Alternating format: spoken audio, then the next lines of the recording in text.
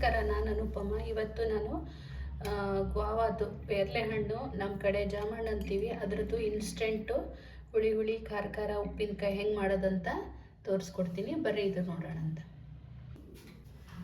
ಇದು 2 ಜಾಮಣ್ಣು ಪೇರ್ಲೆ ಹಣ್ಣು ಅಂತಾರೆ, ಇದನ್ನು ತೊಗೊಂಡಿನಿ. ಕ್ಲೀನಾಗಿ ತೊಳ್ಕೊಳ್ಳಿ. ಇದು ಭಾಳ ಹಣ್ಣಾಗೂ ಇರಬಾರ್ದು, ಭಾಳ ಗಟ್ಟಿನೂ ಇರಬಾರ್ದು. ಸೊ ಈ ಥರ ಇದ್ದರೆ ಸಾಕು. ಈಗ ಇದನ್ನು ಕಟ್ ಮಾಡ್ಕೊತೀನಿ.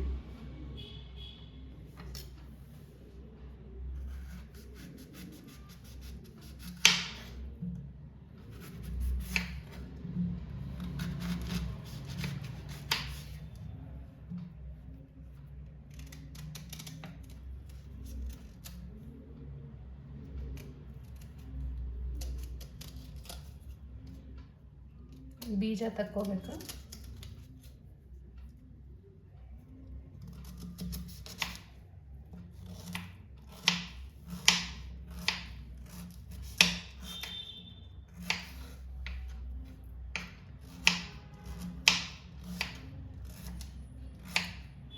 ನೋಡಿರಿ, ಈ ಸೈಜ್ ಕಟ್ ಮಾಡ್ಕೊಂಡಿನಿ. ಈಗ 2 ಹಣ್ಣನ್ನು ಈ ಥರ ಕಟ್ ಮಾಡ್ಕೊತೀನಿ. ಫಸ್ಟು ಇದು ಈ ಥರ ಹೆಚ್ಚಿಟ್ಕೊಂಡಿನಿ.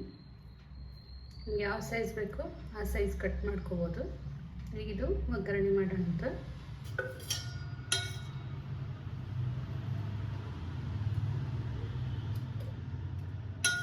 ಒಂದು ಸ್ವಲ್ಪ ಎಣ್ಣೆ ಜಾಸ್ತಿ ಬೇಕಾಗ್ತದೆ ಇದಕ್ಕೆ. ಒಂದು ಅರ್ಧ ಟೇಬಲ್ ಸ್ಪೂನಷ್ಟು ಮೆಂತ್ಯ,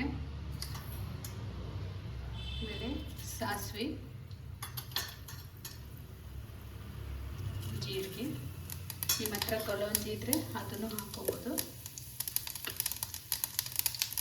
ಸ್ವಲ್ಪ ನೀರು.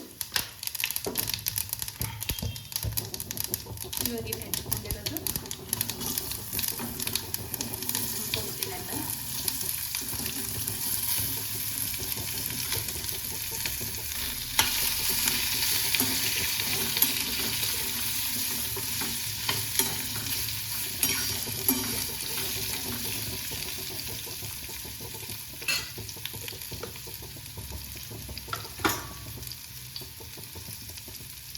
ರುಚಿಗೆ ತಕ್ಕಷ್ಟು ಹಾಕ್ಕೊಳ್ತೀನಿ.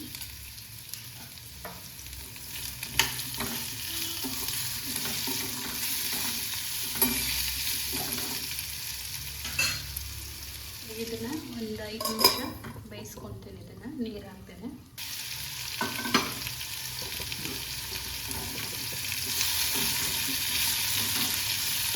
ಇದು ಸ್ವಲ್ಪ ಟೈಮ್ ತಗೊಂಡಿದೆ. ಒಂದು ಸ್ವಲ್ಪ ನೀರು ಹಾಕಿ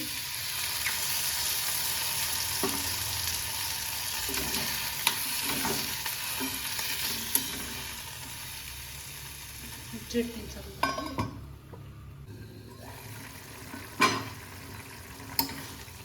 ಇದು ಆಲ್ಮೋಸ್ಟ್ ಬೆಂದದ. ಚಾಪ್ ಮಾಡಲಿಕ್ಕ ಬೆಂದದಿದು.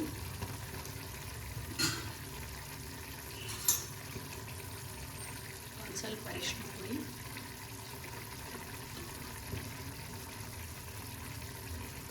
ಒಂದು ಸ್ವಲ್ಪ ಖಾರ ಪುಡಿ, ಆಮೇಲೆ ಬೆಲ್ಲ ಒಂದು 3-4 ಟೇಬಲ್ ಸ್ಪೂನ್ ಅಷ್ಟು ಹಾಕಿ. ಬೇಕಂದರೆ ನೀವು ಸಕ್ಕರೆನೂ ಹಾಕ್ಬೋದು.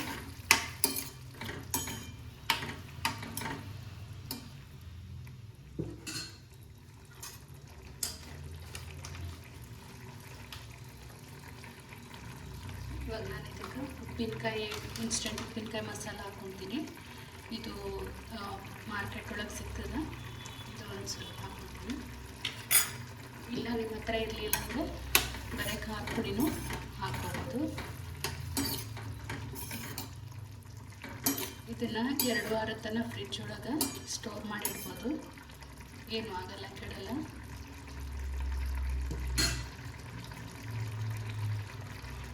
ಇವಾಗ ಇದು ಆಗ್ಯದ, ಗ್ಯಾಸ್ ಆಫ್ ಮಾಡ್ತೀನಿ ಅಂತ.